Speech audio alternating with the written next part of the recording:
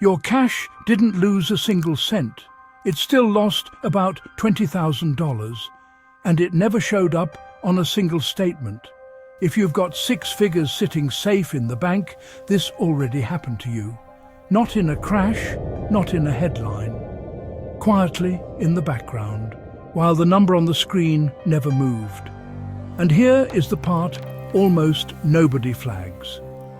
Since the start of 2020, prices in America have risen about 23%. So $100,000 in cash still reads 100,000. But it now buys what roughly 81,000 bought back then. $20,000 of purchasing power gone. No statement ever showed a loss because in dollar terms there wasn't one. That's what makes it so dangerous. A falling balance triggers action. You see the number drop, you do something. A flat balance that's quietly worth less triggers nothing. The alarm never goes off, so the leak just continues year after year in total silence. An engineer would call that a failure mode. Just an invisible one. If you want the engineering view of your money instead of the brochure version, subscribe to the Blueprint Room.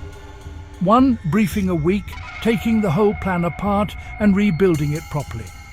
Now, let's read the rating on your cash. Here's what almost nobody realizes about cash. Its enemy was never a market crash. It's inflation. Every year prices rise, the same pile of cash buys a little less.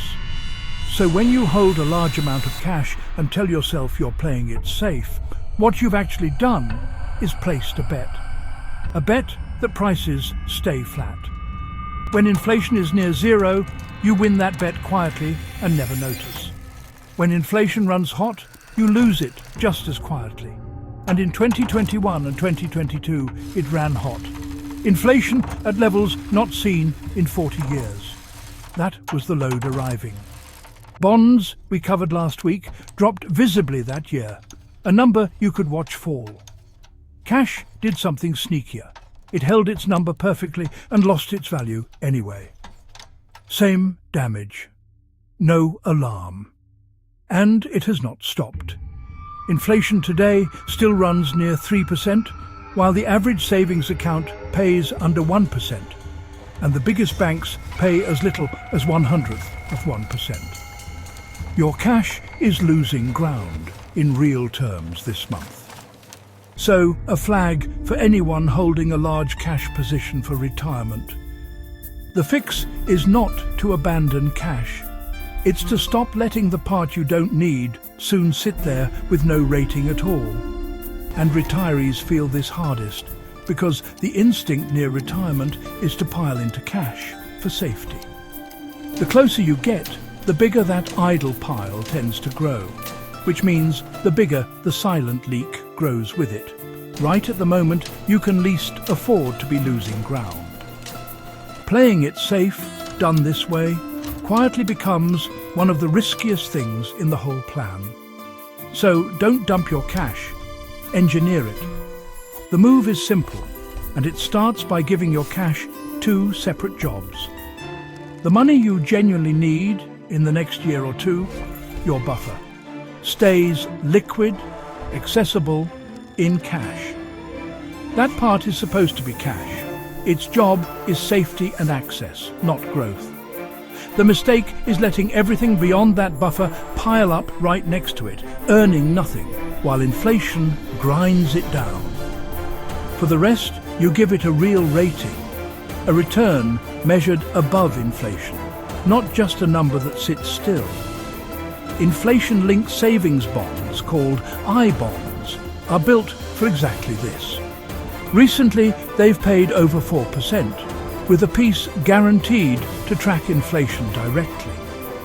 Treasury inflation-protected securities, TIPS, currently pay a real yield a little above 2%. That's 2% above inflation, whatever inflation turns out to be. And short-term treasuries and the best high-yield accounts are paying around 4%, enough to at least keep pace today. None of this is exotic. It is simply cash with a load rating, instead of cash with a blind spot. That's the entire move. Keep the buffer you actually need in cash.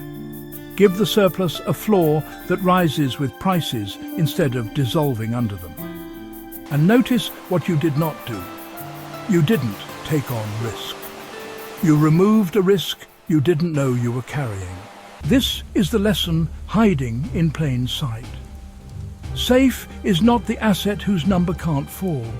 By that definition, cash is perfectly safe, and it has quietly cost people a fifth of their money. Safe is the asset that holds its real value when prices rise. That is a completely different thing, and it's the only definition that survives contact with inflation. The people hurt by this weren't reckless. They did the responsible-sounding thing. They kept it safe. They just never asked what the word actually meant, or read the rating underneath it. Read the rating. Build a real floor under the cash you are not about to spend. Then safe will finally mean what you always assumed it did. If you'd rather understand your money than be reassured about it, subscribe to the Blueprint Room. One briefing a week, building the whole structure piece by piece, and we are not done yet. Site report. 5 findings. 1. Cash can't drop on the statement, which is exactly why its failure is invisible.